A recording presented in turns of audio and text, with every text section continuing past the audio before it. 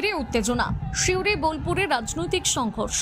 বিধানসভা ভোটকে সামনে রেখে বীরভূম জেলায় মনোনয়ন জমা দেওয়ার দিন জুড়ে উত্তেজনার ছবি ধরা পড়ল একাধিক কেন্দ্রে। সিউড়িতে বিজেপির মনোনয়নপত্র দাখিল করতে যাওয়ার মিছিলকে কেন্দ্র করে তৃণমূল কর্মীদের সঙ্গে তীব্র বাকবিতণ্ডা শুরু হয়। তৃণমূলের পক্ষ থেকে জয় বাংলা স্লোগান উঠলে পাল্টা জয় শ্রীরাম স্লোগান দেন বিজেপির সমর্থকেরা। তৃণমূল কার্যালয়ের সামনে কেন্দ্রীয় বাহিনী এবং সিউড়ি থানার পুলিশের উপস্থিতিতেই পরিস্থিতি উত্তপ্ত হয়ে ওঠে। ঘটনাস্থলে বিশাল পুলিশ বাহিনী মোতায়েন করা হয়। অন্যদিকে বোলপুর মহকুমা প্রশাসনিক ভবনের সামনে উত্তেজনা সৃষ্টি হয়। অভিযোগ, বিজেপি প্রার্থীরা মনোনয়ন জমা দিতে গেলে বিজেপির কর্মী সমর্থকদের একাংশের মধ্যে বিশৃঙ্খলা দেখা দেয়। যদিও পুলিশের তৎপরতায় দ্রুত পরিস্থিতি নিয়ন্ত্রণে আনা হয়।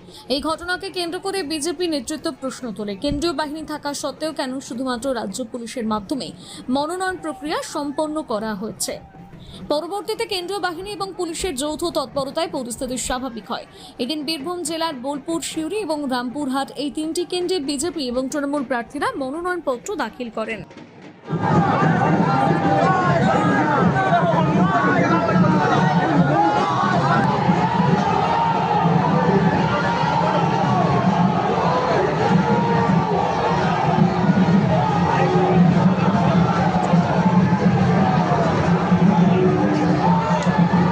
আমরা সিউড়ি মহকুমার চারজন প্রার্থী আমরা মনোনয়ন জমা দিতে এসেছি।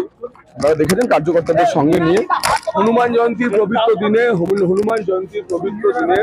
বালাজির আশীর্বাদ নিয়ে, প্রভু শ্রী রামচন্দ্রের আশীর্বাদ নিয়ে, মা কালিকার আশীর্বাদ নিয়ে আমরা এসেছি। বিজয় আমাদের অবশ্যম্ভাবী।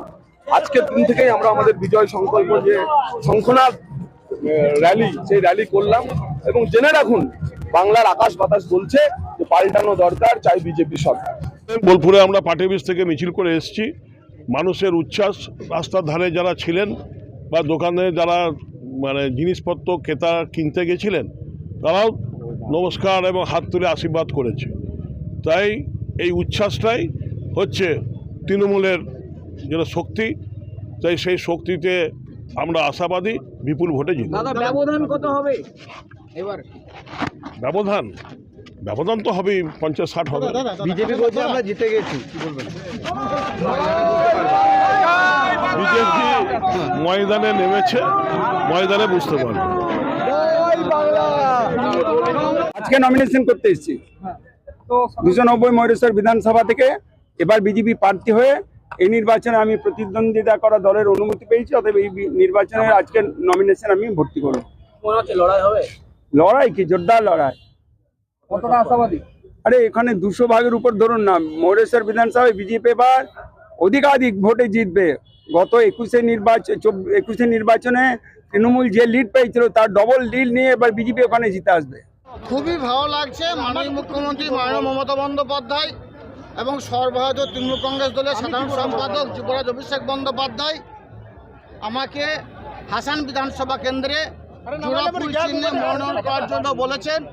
স্বভাবতই ওনাদের নির্দেশে, রাজ্য নেতৃত্বের নির্দেশে হাসান বিধানসভা কেন্দ্রে জোড়াফুল চিহ্নে আজকে মনোনয়নপত্র দাখিল করব এবং এখানকার মামাটি মানুষের সৈনিক যারা আছে, এখানকার তৃণমূল কংগ্রেস সংগঠন যেটা আছে, আমাদের রামপুরহাট 2 নম্বর ব্লকের আমাদের শ্রদ্ধেয় সম্মানীয় সুকুমার দার নেতৃত্বে ওই ব্লকের যে শক্তিশালী সংগঠন আছে, নলহাটি 2 নম্বর ব্লকের ফাইন্যান্স কমিটি সহ অঞ্চলের যারা সভাপতি সহ বুথ সভাপতি, ত্রিস্তর গ্রাম পঞ্চায়েতে উত্তীর্ণ জনপ্রতিনিধি যারা আছে, তাদের যে সংগঠন আছে সেই সংগঠন শক্তিশালী সংগঠন।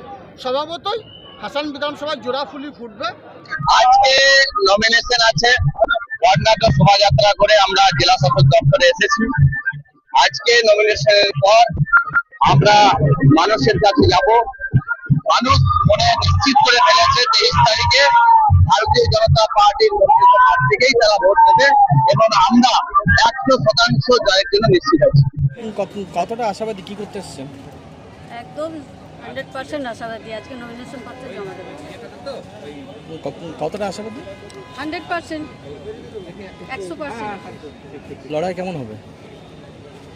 আমরা জিতবো, তৃণমূল কংগ্রেস জিতবে, মমতা ব্যানার্জি চতুর্থবারের জন্য মুখ্যমন্ত্রী হবে।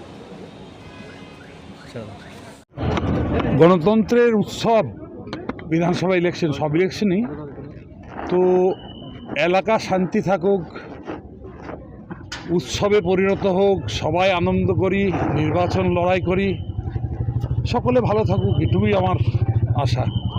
হওয়া কাম্য নয়, কারণ আগেই আমরা বলেছিলাম যে দুটো দলকে একসঙ্গে নমিনেশন করা ঠিক নয়। প্রশাসন হয়তো কি ভালো বুঝেছে করেছে, এটা হওয়া কাম্য নয়। আপনারা কি নির্বাচন কমিশনারকে জানাবেন এই বিষয়টা? আমার নেতৃত্ব ভাববে বিষয়টা। আজকে এই নমিনেশন, আমরা তো সনাতন রীতিনীতিতে বিশ্বাস করি, তো আজকে বৃহস্পতিবার, আমরা কেউ দ্বৈতরাজের পুজো করে আর কেউ দেবগুরুর পুজো করে। আমরা ভারতীয় তো সনাতনী, আমরা দেবগুরুর পুজো করি। তো আজকে বৃহস্পতিবার, দেবগুরু হচ্ছেন বৃহস্পতি, আর সেই সঙ্গে পূর্ণিমার পালনও আজকে। শুভ দিন, শুভক্ষণ। আর যারা এই শুভ দিন, শুভক্ষণ সনাতনীরা মানেন, তারাও আমাদের প্রতি আশীর্বাদ করবেন। সেই নানান চিন্তা ভাবনা করেই ভগবানের আশীর্বাদ, জনতা জনার্দনের আশীর্বাদ, সব রকমের আশীর্বাদ পাওয়ার জন্য আমরা আজকের দিনে করলাম।